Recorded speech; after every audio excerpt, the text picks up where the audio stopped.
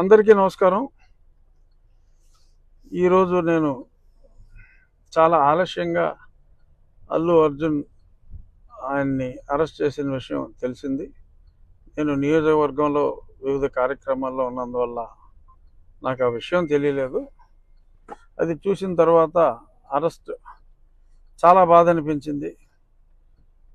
ఇంతకంటే అన్యాయం ఇంకొకటి ఉండదు. ఎందుకంటే అతను నటుడు, అతను సినిమా నిర్మాత కాదు.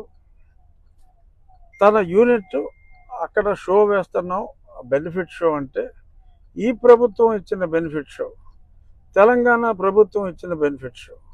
ఆ బెనిఫిట్ షోకి తన నిర్మాతలు తనని ఆహ్వానిస్తే అల్లు అర్జున్ని, అతను అక్కడికి వెళ్ళినప్పుడు సూపర్ స్టార్గా ప్రస్తుతం అల్లు అర్జున్ గత పుష్ప 1 తర్వాత పాన్ ఇండియా స్టార్ ప్రభాస్ లాగా అతను కూడా పాన్ ఇండియా సూపర్ స్టార్ అయ్యాడు.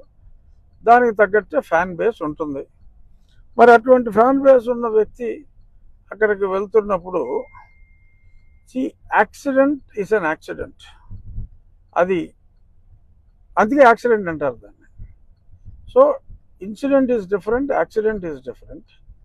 మరి అలాగా తొక్కిసలాట్లో అంటే అర్జున్ గురించో లేకపోతే సినిమా చూడటం గురించో వచ్చిన ఆ తొక్కిసలాట్లో ఒక వ్యక్తి మరణించడం చాలా బాధాకరం.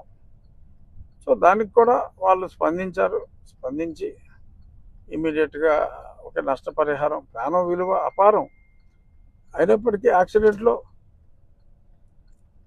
చనిపోతారు. యాక్సిడెంట్లో అది బాధాకరం అయినప్పటికీ కూడా దానికి ఒక వ్యక్తిని యాక్సిడెంట్కి బాధ్యుని చేయటం, సంబంధం లేని వ్యక్తిని. ఎందుకంటే ఒక హీరో అతన్ని పిలిచినప్పుడు ఆ హీరో ఏదైనా నీకు పోలీస్ అప్రూవల్ ఉందా, పోలీసు వాళ్ళు పర్మిషన్ ఇచ్చారా? ప్రభుత్వం పర్మిషన్ ఇచ్చిన షో అది. 1000 రూపాయలు కలెక్ట్ చేసుకోండి, షో వేసుకోండి అని చెప్పి ప్రభుత్వం ఇచ్చిన వెసులుబాటు.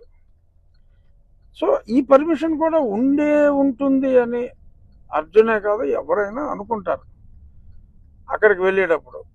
సో మరి దానికి ఈ రకంగా మరి ఇప్పుడు ఆ జరిగిన సంఘటనకి అర్జున్నే బాధ్యుణ్ణి చేయటం, అర్జున్ని అరెస్ట్ చేసి మరి వాళ్ళ శుక్రవారం నాడు మరి అదే మోడస్ ఆపరాండే గతంలో నా మీద జగన్మోహన్ రెడ్డి అవలంబించి ఎక్కువగా జగన్మోహన్ రెడ్డి అవలంబించిన మోడల్ అది. మరి యాదృచ్ఛికంగా